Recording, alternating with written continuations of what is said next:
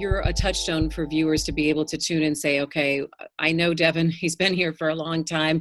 And they also know you personally, I think, through everything that you do on social media. And I started seeing you come up with a quarantine interlude and taking your musical talents online is a little bit of a break for everyone, because we've talked so much about how music is healing for the soul right about now at a time where you feel like you can't count on much or control much.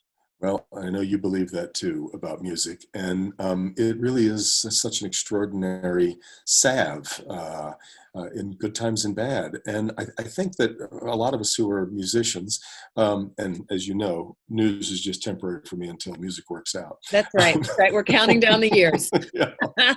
A lot of us who are musicians, it's the first place we run when when we need to think things out, when we need to meditate on something.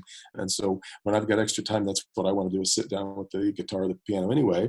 And I one day thought, well, in fact, I was going to start it with, because I wanted to do a St. Patrick's Day song and a little Irish song. And I thought, I'll put this out. And the response was insane.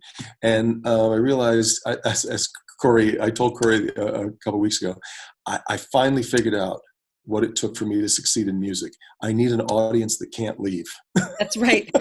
They're captive. I never, next song. I never knew what captive audience meant until now. That's exactly right. But it's been really, really fun. What kinds of songs are you putting out there, and what are people saying about the different genres that you do? I have very eclectic tastes, and I mean, most of my leanings tend to run toward country and folk music. But I also, have I love R&B. I love standards. There's not much music that I really don't love, and it's been really gratifying the way that the people have responded. So the one song that you're gonna play for us that you put out, you actually played on the ukulele. What song is that? It's a song called "The Hold You've Got on Me" that I wrote for my wife Corey.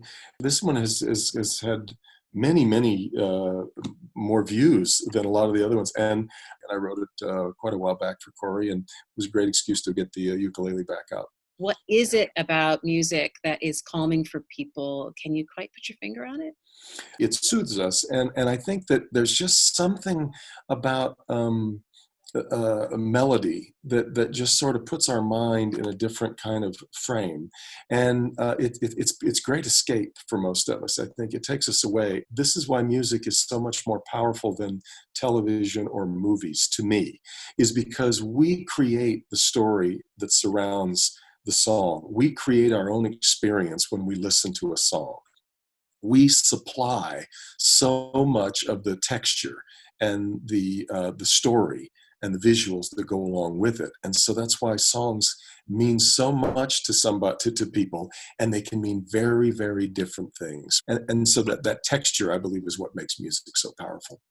All right, so the quarantine interlude, where can we find it, Devin?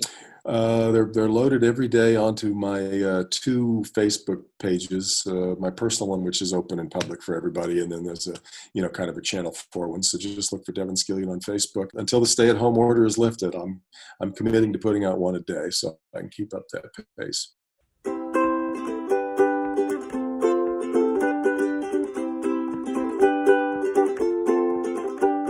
When you look at me with those sweet green eyes that always seem to hypnotize me, I surrender every time.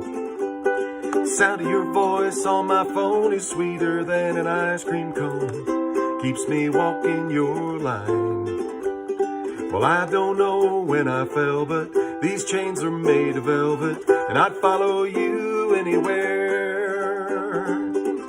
Oh, I don't need no one to save me. Oh, from all the love you gave me, and I don't want to be free of the hold you got on me.